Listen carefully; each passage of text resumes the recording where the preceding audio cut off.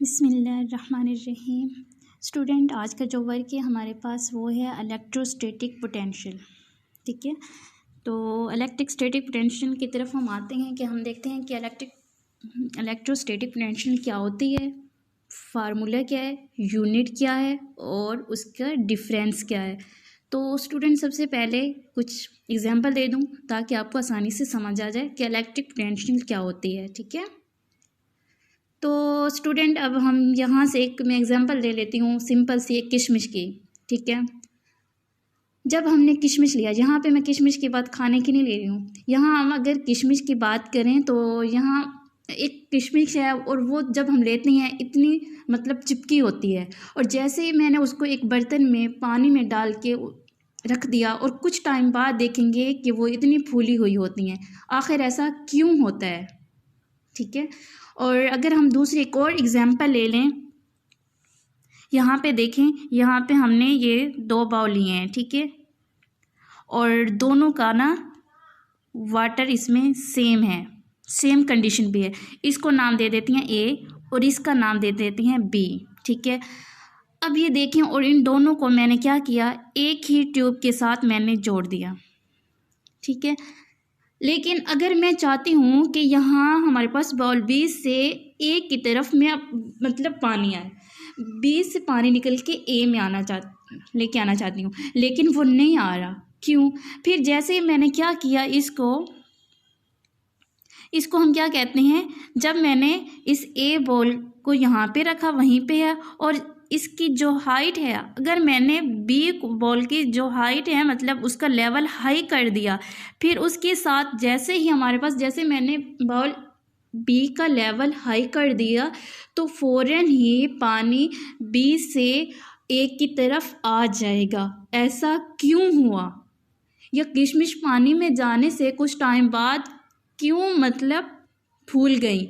या जब मैंने 2 बाउल लिए हैं ए और बी, जब सेम टाइम मतलब उसमें रखा, सेम कंडीशन में, तब पानी मतलब बी से ए की तरफ नहीं आया। लेकिन जैसे ही मैंने बाउल की लेवल मतलब उसको हाई कर दिया, हाई लेवल पे रख दिया, तब फ़ौरन ही पानी जो है बाउल बी से निकल के ए की तरफ आया। ऐसा क्यों हुआ? क्योंकि ये हमारे पास ऐसा क्यों हुआ? अब देखिए, मैंने आपको कहा था यहाँ पे इलेक्ट्रोस्टैटिक पोटेंशियल की बात कर रही हैं।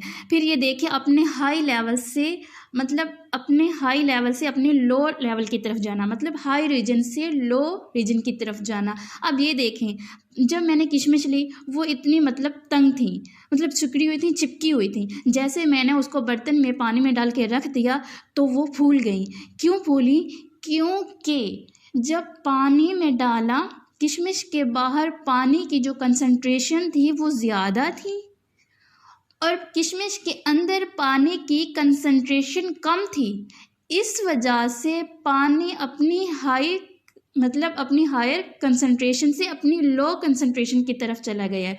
इस वजह से पानी किशमिश के अंदर चला गया और किशमिश फूल गई।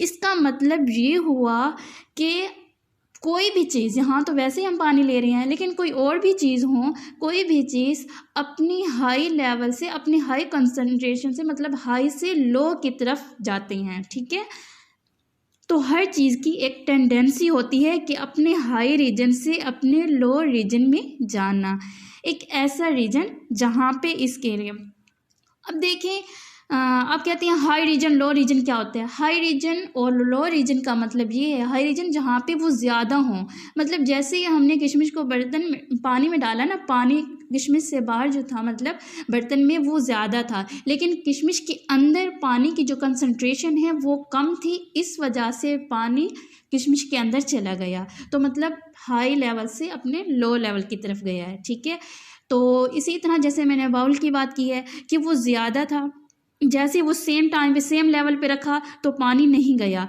ना ए की से बी की तरफ, ना बी से ए की तरफ। लेकिन जैसे ही मैंने एक बाउल बी को मैंने थोड़ा हाई लेवल पे रख दिया तो फ़ौरन ही पानी उसमें ए बाउल में आना शुरू हो गया, क्योंकि पानी हाई से अपने लो की तरफ आना स्टार्ट हो गया।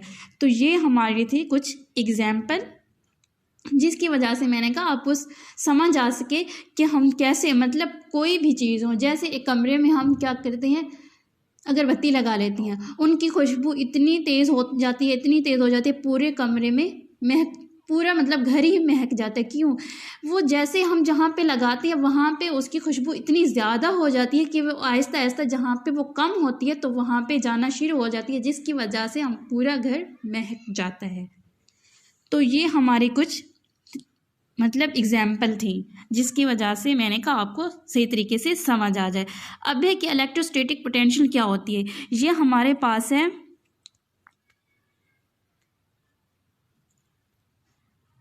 इलेक्ट्रोस्टैटिक पोटेंशियल डिफाइन हमारे पास क्या है कि हम इलेक्ट्रोस्टैटिक पोटेंशियल वर्क डन पर चार्ज, यह है हमारे पास electric potential at a point in an electric field is equal to the amount, किसके is equal to the amount of work done unit positive charge from infinity to that point. यहाँ से infinity की बात ये हो रही है कि अगर हम, ये भी आगे मैं आपको बता दूंगी, बस आपको इतना पता होना चाहिए कि हमारे पास पोटेंशियल डिफरेंस जो है वर्क डन पर चार्ज आएगा। ठीक है, ये हमारा है फार्मूला। अब अगर हमने वर्क इसके यूनिट की बात करनी है तो हमारे पास जो यूनिट है, यूनिट वर्क का जो यूनिट है वो जॉल होता है और कॉलम चार्ज का जो यूनिट है वो कॉलम होता है। इस वजह से जो पोटेंशियल है हमारे पास इलेक्ट्रिक पोटेंशियल का यूनिट है जॉल पर कॉलम। ठीक है, ये हमारे पास है इलेक्ट्रिक पोटेंशियल की डिफाइन यहाँ तक, ये हमारे पास है उसका फार्मूला और ये हमारे पास है उसका यूनिट। ठीक है, अब जो है जॉल पर कॉलम हमेशा 1 वोल्ट के इक्वल होता है। किसके इक्वल होता है? 1 वोल्ट के इक्वल होता है कि 1 वोल्ट इक्वल है 1 जॉल पर कॉलम। अब ये है हमारे पास इसकी 1 वोल्ट की डिफाइन कि if 1 joule of work done is the electric field 1 coulomb positive charge from infinity to a point in the electric field then the potential at the point will be 1 volt। Student आज तक अभी तक जो हमने discuss किया वो ये किया है कि इलेक्ट्रिक पोटेंशियल क्या होते हैं, इलेक्ट्रिक पोटेंशियल की क्या डिफाइन है, क्या फार्मूला है, यूनिट क्या है, और 1 मतलब जो उसका यूनिट है 1 जॉल पर कॉलम वो 1 वोल्ट के इक्वल है। फिर उसके बाद हमने पढ़ा 1 वोल्ट की क्या डिफाइन है।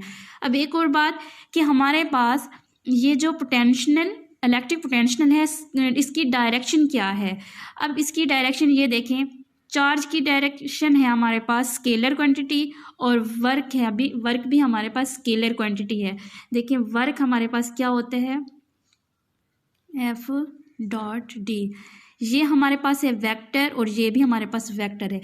देखें W इक्वल है F डॉट डी, लेकिन ये F और D जो हैं दोनों वेक्टर प्रोडक्ट हैं, तो हमारे पास ये W भी तो वेक्टर होना चाहिए। नहीं, देखिए दोनों मतलब 2 पॉइंट हों, 2 dot vector product is equal to scalar product, मतलब 2 पॉइंट हैं उसका अगर डॉट प्रोडक्ट वेक्टर प्रोडक्ट के 2 डॉट प्रोडक्ट हैं मतलब, तो उसका इक्वल जो होगा वो हमारे पास क्या होगा,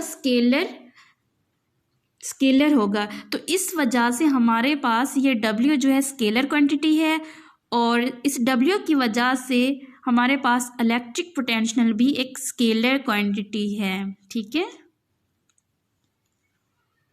अब नेक्स्ट हमने ये डिस्कस करने हैं कि इलेक्ट्रिक पोटेंशियल का डिफरेंस क्या है। अब जैसे एक और एग्जांपल है यहाँ पे लेते हैं कि हम जाते हैं पहले हम हाई लेवल से लो लेवल की तरफ। ठीक है, कोई भी चीज़ हो तब हमें कोई वर्क नहीं करना पड़ता, वो तेज़ी से खुद ब खुद नीचे आ जाती है। जैसे एक हाई लेवल पे बॉल रखी, वो जैसे रखी वो खुद ब खुद नीचे लो लेवल पे आ जाएगी। तब हमारे पास जो होगा वो पॉजिटिव होंगे, ठीक है।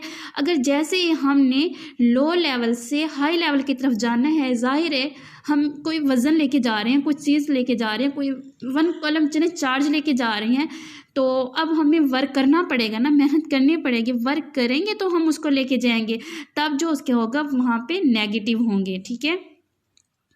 अब यहाँ पे है जो हमारे पास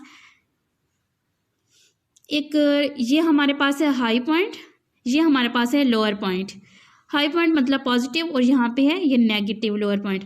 अब यहाँ पे ये कंडीशन जो है इलेक्ट्रिक पोटेंशियल डिफरेंस की कि हमारे पास ये हायर पॉइंट से लोअर पॉइंट की तरफ जाना, तो हमारे पास पहले था V is equal to W/Q, फिर W is equal to VQ।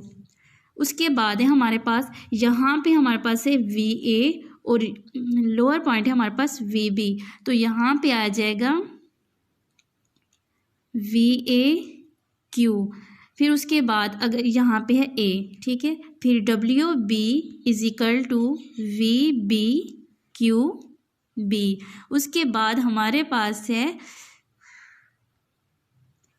QVA-VB, तो ये हमारे पास है इलेक्ट्रिक पोटेंशियल। यहाँ से हम इलेक्ट्रिक पोटेंशियल किसी भी चीज़ का मतलब दो चीज़ें हों उसका डिफरेंस फाइंड करना हो, जैसे T1 दिया हुआ है और साथ में T2 दिया हुआ है, तो T2 माइनस T1 करेंगे, तो यहाँ पे भी यही बात की गई है। और जो इसका फार्मूला जो है हमारे पास वो ये दिया हुआ है कि इलेक्ट्रिक पोटेंशियल चार्ज जो है वो QVA-VB,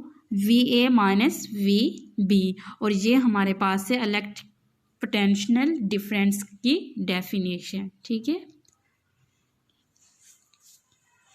थैंक यू, अल्लाह हाफिज़।